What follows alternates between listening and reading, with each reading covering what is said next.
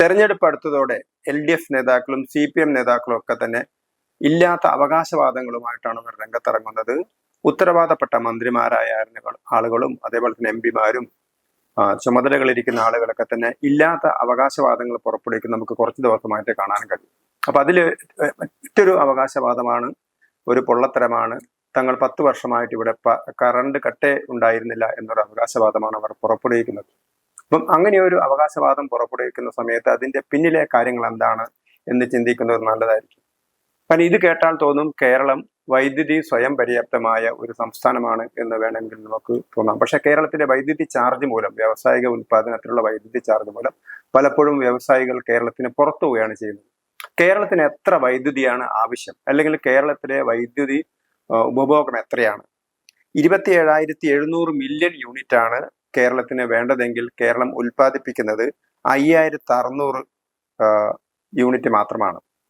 അതായത് നമുക്ക് ആവശ്യമായ യൂണിറ്റിന്റെ 20% മാത്രമാണ് നമ്മൾ ഉൽപ്പാദിപ്പിക്കുന്നത് എന്നർത്ഥം. അപ്പൊ മറ്റു പല സംസ്ഥാനങ്ങളും വൈദ്യുതി മിച്ച സംസ്ഥാനമായിട്ട് മാറിക്കഴിഞ്ഞു. അപ്പൊ കേരളത്തെ സംബന്ധിച്ചിടത്തോളം കേരളത്തിന് നല്ല വിഭവശേഷിയുണ്ട്.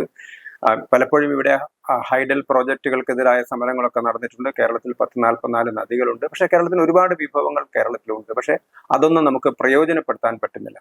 അതേപോലെ തന്നെയാണ് സൗരോർജം എന്നുള്ള വൈദ്യുതി ഉൽപാദനം.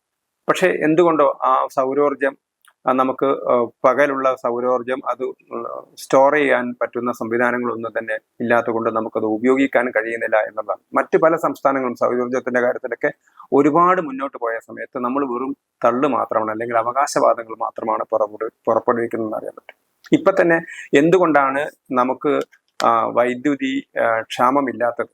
കാരണം നമ്മൾ ഉൽപ്പാദിപ്പിക്കുന്ന വൈദ്യുതിയല്ല, മറിച്ച് കേന്ദ്രത്തിന്റെ പവർ ഗ്രിഡിൽ നിന്ന് നമുക്ക് കിട്ടുന്ന വൈദ്യുതിയാണ്. അതായത് കേന്ദ്രത്തിന്റെ പവർ ഗ്രിഡിൽ നിന്ന് 11,400 മെഗാവാട്ട് വൈദ്യുതിയാണ് നമുക്ക് കിട്ടുന്നത്. അതേപോലെ തന്നെ പവർ എക്സ്ചേഞ്ച് വഴി 5,500 മെഗാവാട്ട് വൈദ്യുതിയും കിട്ടുന്നു. സ്വകാര്യ കമ്പനികളിൽ നിന്ന് വാങ്ങുന്നത് വഴി 2,600 മെഗാവാട്ട് വൈദ്യുതി നമുക്ക് കിട്ടുന്നു. പക്ഷേ ഇവിടെ സംഭവിക്കുന്നത് സ്വകാര്യ കമ്പനികളുമായിട്ട് ദീർഘകാല കരാർ ഉണ്ടാക്കാൻ കഴിയാത്ത മൂലം വലിയ കൂടുതൽ വിലയ്ക്കാണ് നമ്മൾ വൈദ്യുതി വാങ്ങുന്നത്. അതുകൊണ്ട് തന്നെ കേരളത്തിലെ ഉപഭോക്താക്കൾക്ക് കൂടുതൽ തുക നൽകേണ്ടി വരികയും ചെയ്യുന്നു. വ്യാവസായിക ഉപഭോക്താക്കൾക്ക് അതിൽ കൂടുതൽ തുക നൽകേണ്ടി വരും.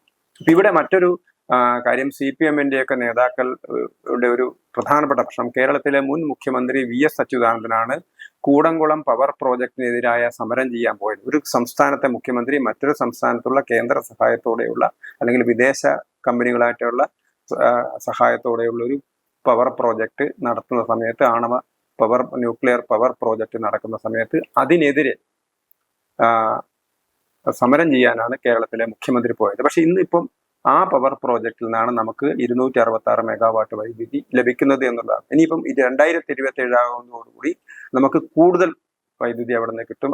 അവിടെ നിന്ന് ഉൽപ്പാദിപ്പിക്കുന്ന വൈദ്യുതിയുടെ 13% നമുക്ക് കിട്ടും. അപ്പൊ നേരത്തെ തന്നെ നമുക്കറിയാം, നമ്മളും തമിഴ്നാടും തമ്മിൽ മുല്ലപ്പെരിയാറിന്റെ കാര്യത്തിലൊക്കെ വലിയ തർക്കം നടക്കാം.